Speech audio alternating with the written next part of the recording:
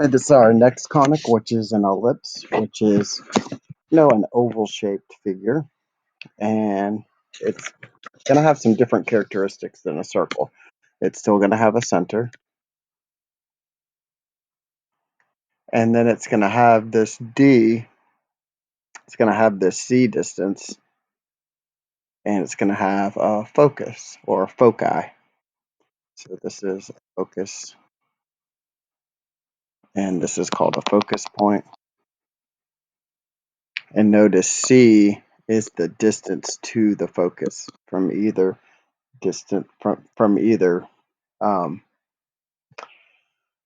from either side of the center. And notice the focus, which we'll talk about a little bit later, is always on the longest axis of the ellipse, which we're going to call the major axis. So the longest axis is the major axis, and that's the one that the focus is always on. And these are also called the vertices.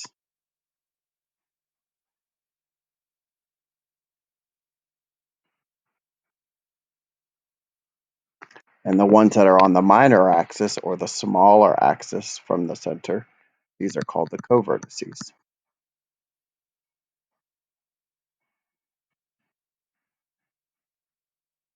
So notice how long your axis is from the center determines a lot of things. You have these points called a focus, and they are always on the major axis. And the vertices are the endpoints of your major axis, and your covertices are the endpoints of your minor axis. So let's go and get some definitions going. So what is an ellipse? An ellipse is the set of all points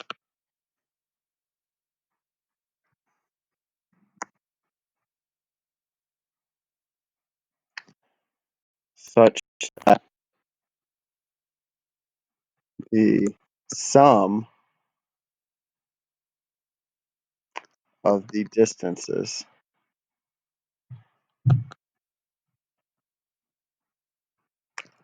from the foci, which just means two focus points, is constant. So if we go back up here to our picture, notice I have a point on the edge of the circle, and D1 plus D2 is going to equal a constant value. It's going to be the same.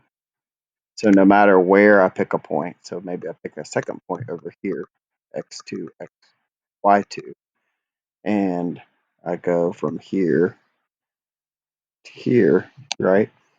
This D1 and D2, if I sum those together, they will be the same value as the other D1 plus D2s. Okay, so that's the definition. Whereas a circle, the distance from the center to the edge was constant. So now this is the definition, and these are the focus points, which we'll find. Okay, there are two setups of a ellipse. In standard form, or in general form, we're going to go ax squared plus by squared plus dx plus dy plus e equals 0. And remember, we wanted to talk about how these are different from the general form. And these are going to be related to these two. And their A and B are going to have the same signs, but different numbers.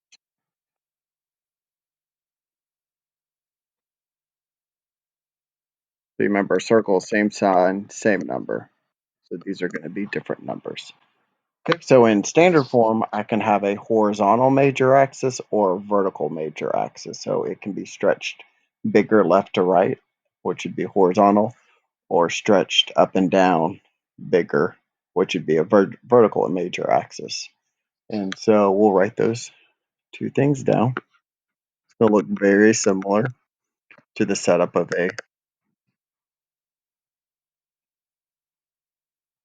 circle, but it's always going to equal 1. And then you'll notice that you'll have these a squareds and b squareds. Okay, so horizontal, so this would be a squared is greater than b squared. And that would mean that is a horizontally major axis. So notice that this one will have the bigger denominator. And it's over the x, or it's under the x, so then you know it's going to be stretched in the x direction. And then going the other way, we'll just write it the same way. Notice that the x always comes first, the y always comes second. The only difference here is my b squared is greater than my a squared. So this one is bigger number, and it's going to be underneath the y value, so you will know that it's going to be stretched in the y direction or vertical. Okay, so the major axis is going to be 2a, or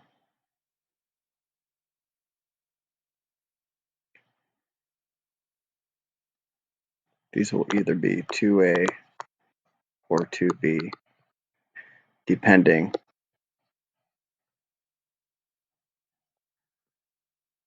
on how it's stretched. Depending on the major axis. And we'll go over this a little bit more. Okay, but remember to get a, so we'll put this a comes, a and b comes from square root of the denominator. Right, because they're a squared, so to get a out of there, we're going to square root it. Okay, and then we're going to talk about the focus. And you're going to find the focus, which is c, by taking a squared minus b squared, where it's largest minus smallest. So it kind of just depends how it's opening, right? Could be this way too. We're not going to do the semi-lattice recti this year. And this will all make much more sense once we get started. Okay, so the first thing that we're going to do is we're going to get our center, which is 0, 0. And then the next thing that I'm going to do is I'm going to find our two different kind of like radiuses, if you think. So this one's going to be 3, and this one's going to be 2. Notice I'm longer in my horizontal, so this will be a horizontally stretched. So it's going to be x squared plus y squared. It's always equal to 1, so I need to put my denominator values in. Notice that this is going to be my a, and this one's going to be my b. And I'm going to square them. So my a squared is 9, b squared is 4. 9 goes with the x direction, 4 goes with the vertical direction. Notice the 9 under the x squared is bigger than the 4 under the y squared, so I know I'm stretched horizontally. And that's it. Let's move on and look at one that's open vertically. So this one, my horizontal distance is 1. My vertical distance is 1, 2, 3, 4. So my a squared this time is 1. My b squared is 16. And my center looks to be negative 1. So I have x plus 1 squared plus y minus 1 squared. It's going to equal 1. My x direction is 1. My y direction is 16. Notice that the bigger number is under the y, and I'm stretched vertically. So these are pretty easy. I'll let you finish up the rest of these for homework, and we'll move on down to getting all of our information set up here. Oh, I think I forgot to put the focus on there. Right. Nope, just write the standard equation. Okay. So on this one, it says sketch the graph, find the center, label the foci, vertices, co-vertices, the length of the major and minor axis, and we're not going to do the semi-latus recti. Okay, so my center is -3, -4. I always like to take the square roots of these so I know the distance that I'm traveling. And so square root of 10 would be like 3.1 approximately.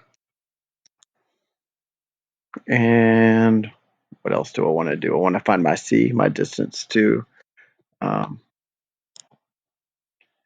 focus, which would be 16 minus 10, which is the square root of 6, which is about 2.4, something like that.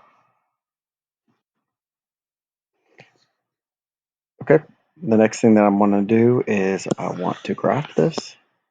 So I'm going to go to my center, -3, -1, 2, 3, 4. And now I'm going to travel 4 in my x direction. Remember, that's my A distance. So 1, 2, 3, 4. 1, 2, 3, 4. Since that's my largest distance I'll be traveling, then I know this is my major axis. So my major axis length is double that for distance, which is 8. And so going the other way, it would be my minor axis, which would be 2 square roots of 10. Okay, so I'm going to go square root of 10 up, which is about 3.1. 1, 2, 3.1. And down 1, 2, 3.1. At this point, I can give you my oval. And I know my distance of 2.4 is where my focus is. So I'm going to go, that's always on my major axis. So right here, this. And here's my other focus point. And then if I wanted to find those values of the focus, I'm good with just labeling it instead of finding the actual points, since they aren't that good, but we could locate them if I wanted you to find them. You could easily figure those out. But that's it for graphing these. I'm okay for right now just saying that these are my vertices and these are my co-vertices, and just labeling everything on your graph, and writing down the length of the major axis. Okay, so I'm going to skip down to a different one. Let's look at number 11. At a center this time of 0, 0. And this square root of 1 is 1. Square root of 9 is 3. I'm going to go 1 in the x direction and 3 in the y. Okay, I know my major axis is now 6 because I went up 3 and down 3. That was my furthest distance from the center. So then my minor axis is double the shorter distance, which would be the vertical axis. I mean the horizontal, which would be 1 and 1, which would be 2.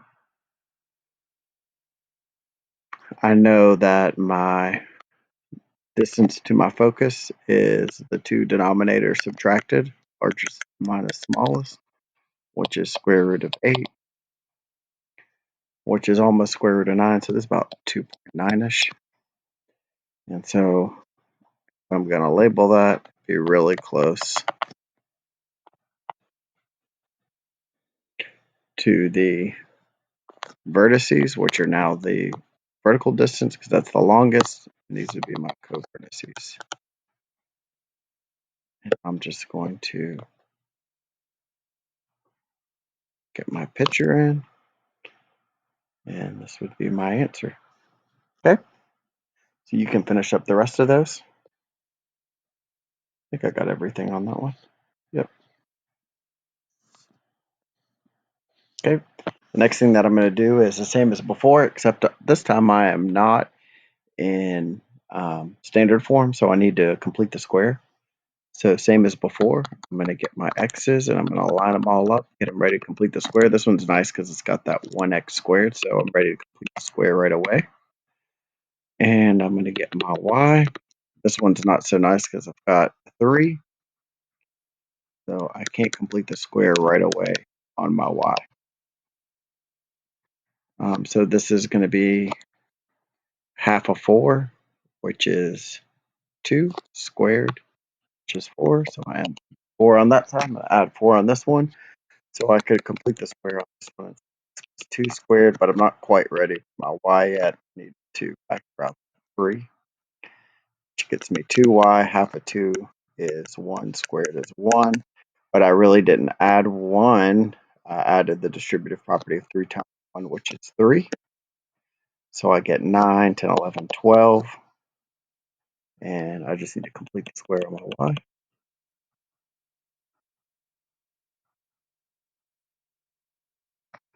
Remember, an ellipse is always equal to 1. I'm going to divide everything by 12. And notice that my 3 and my 12 nicely cancel out with each other. So I'm going to write this answer over here so I have a little bit more room. So I have x plus 2 squared over 12. So that's my x distance plus y minus 1 squared. I have 4 equals 1. And so now all I have to do is what I did on the previous problems, find my center, the distance that I'm traveling, and the x or y distance. Oops, okay. I'm going to actually leave the rest of those for you for completing the square, and we'll just look at a couple of these different ones right here. Okay. So I'm going to look at number 17. So the first thing I want to do is I'm going to write the center minus 1 squared plus y minus 2 squared equals 1. Okay. So I'm going to graph that center of 1, 2, and it also says it has a vertex, so you know that's the longest distance at 1, 4. So this is the major axis. So 1, oops, did I count that right? 1, 4, 1, didn't. Okay, and so this distance is 2. So I know since it's a vertice, not a co-vertice, that's going to go under here, 4. So I know I'm 2 away the other way. And now I need to find my x direction. Okay. It also says it contains 0.22. So 0.12 up to. And then that gives me my other direction, my y, which is 1 and 1. And that completes my picture. Okay. So on this focus one, you're going to want to use your equation a squared minus b squared to kind of find what is that b value. Just a heads up on that one. On this one, I didn't need to do that. Okay. So that is your ellipse, and I'll see you tomorrow.